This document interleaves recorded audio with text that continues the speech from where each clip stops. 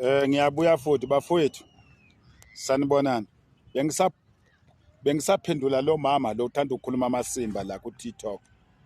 Ukhuluma amasimba, khona umunye umama ukhuluma amasimba, ukhuluma udodi la.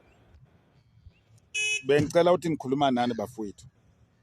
Bakhona abantu abasola amashangana uma ngabe bayatoyitoya, bakhala ngokuthi bayathukwa. La kuma TikTok baningi abantu abasola lamashangana ukuthi why batoyitoya. Lalelani la bafowethu, angeke umuntu azongitshela ukuthi lesizulu angisikhuluma la angasizwe. Doesn't matter ukuthi umZulu, umXhosa, uMpedi, kodwa abantu abaqala le masha amaZulu. So kumele ngikhuluma ngesizulu. Ngithetha futhi nesixhosa. Asibe clear. Ngumshangana futhi mina. Ngizofa niyishangana futhi. Ngoba uNkulunkulu wangidala ngiyishangana. Angeke ngize ngitshintshe. Ngicasukile namhlanje uma ngabe umunye umama uzovela akhuluma nje amasimba. Azizwani namasimba thina amashangana, sithanda ukuthula, asizwani neimpi, kodwa uma ngabe sekumuntu azozigibela la kulamakhanda wethu, akusho ukuthi masithulile mhlamba sicabanga sinangqondo, sinengqondo siphelele, kodwa asizwani nodlame. Ugovernment siyamhlonipha futhi thina kakhulu. Ngicela sizwane ke lapha. Hayi ukuthi mhlambe thina amashangana ukulwa sokwazi kakhulu futhi zonke izimpi.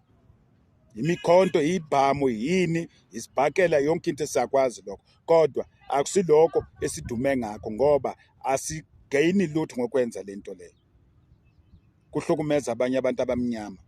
Asigayini lutho thina amashangana. Ingakho ke sizithulele. Kube sekabantu ke badlala ngathi. Lalelani labafowethu. Uma ngabe nisola thina amashangana nithi amashangana batoyitoyile, no need ukuthi batoyitoya ini hayi khona niyaphazama bafowethu. Niyaphazama. Lalelani la. Wonke umuntu osola le toyito yalaba bafowethu bangamatsonga bangamashangana.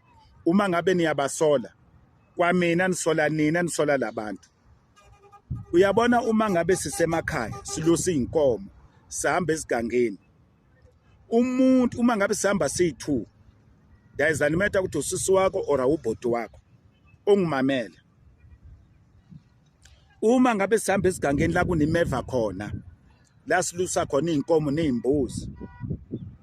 La kunimeva khona, uma ngabe sihamba siyi2 noma singaqoqa noma singazwana, kodwa phakathi kwethu siyi2, uma ngabe umunye wabo uyohlatshwa imeva, ubani uzoza ubuhlungu? Siyi2 sisentabeni silusa inkomo, ubani umuntu azoza ubuhlungu? Kithe siyi2 ulohlatshwe imeva ngithi